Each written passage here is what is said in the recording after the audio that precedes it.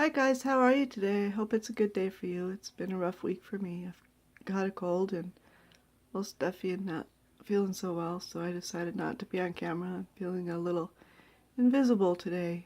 Most women in their lives at one time will feel invisible to some degree. With fibromyalgia, it's easier to feel that invisibility. Women in general they're not given much credit for what they do. I've been a housewife most of my life. I only worked for a few years in retail, and retail is pretty invisible. Its workers aren't recognized. So, yeah, that the women are overlooked in the workplace. They're taken for granted, underappreciated at home. And it's part of being a woman, part of being a homemaker for me. So I'd like to hear some of your input on that. Like women have many different roles that we play, and we think of women overall through time have been the homemakers, the gatherers. They're not the big mighty hunters that capture the big food that everybody celebrates, you know. But then we also have the Queen of England. England has had many queens, and many countries have had many queens. So it's kind of a dichotomy there. And women are really thought their beauty is recognized. We think of women as beautiful, and we as women, we're seeing more beauty in the world around us, and we're looking for that beauty in the world around us.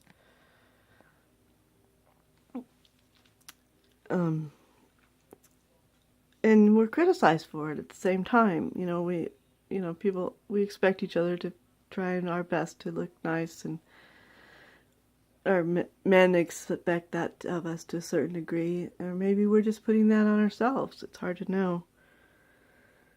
So yeah, that's my rant about that. So this is my inspiration wall. I look at this to try and things that have touched me and given me inspiration through the years. I download some images from Google, and I have to be really careful that I'm not plagiarizing those. When I'm interpreting that into a quilt, it's not as it's a hard. It's easier to avoid the plagiarism kind of thing, copyright. But I still have to be really, really careful not to copy outright things. So that's why I have so many different things. So those images kind of congeal in my brain, and then that inspiration usually, unfortunately, will strike late at night, and then I'll be up all night, like it was last night, just trying to figure out, okay, that's a good idea, but is it really a workable plan? So, yeah, all those things kind of work themselves together, and this is a little drawing that my daughter did when she was younger. And then I really like this picture of a magazine. It was from a magazine of this old tree in the swamp, and then I found this fabric with the loons on it, and I hope to make that into and then there's the Kandinsky prints that I really like, and then there's some necklaces that I did, and then other things I've collected through the years. And there's a quilt plan and a little poodle that I was going to put on a quilt. I went to a quilt show.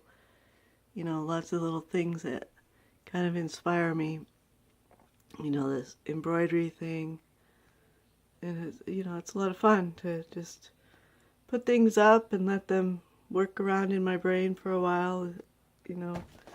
Lots of different places to find inspiration. I hope to do a quilt named Old Man Tree one time, eventually. And then this is the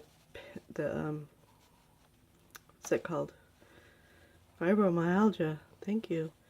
A peacock. I did a peacock quilt, or redid a peacock quilt a few months ago for a lady, and that was a really fun thing to do. Maybe I'll show you an example of how I do that thread painting.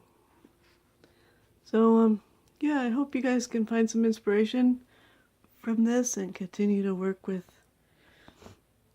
you know, what you got going on. Let me know what's going on. So thanks for watching. Toodles.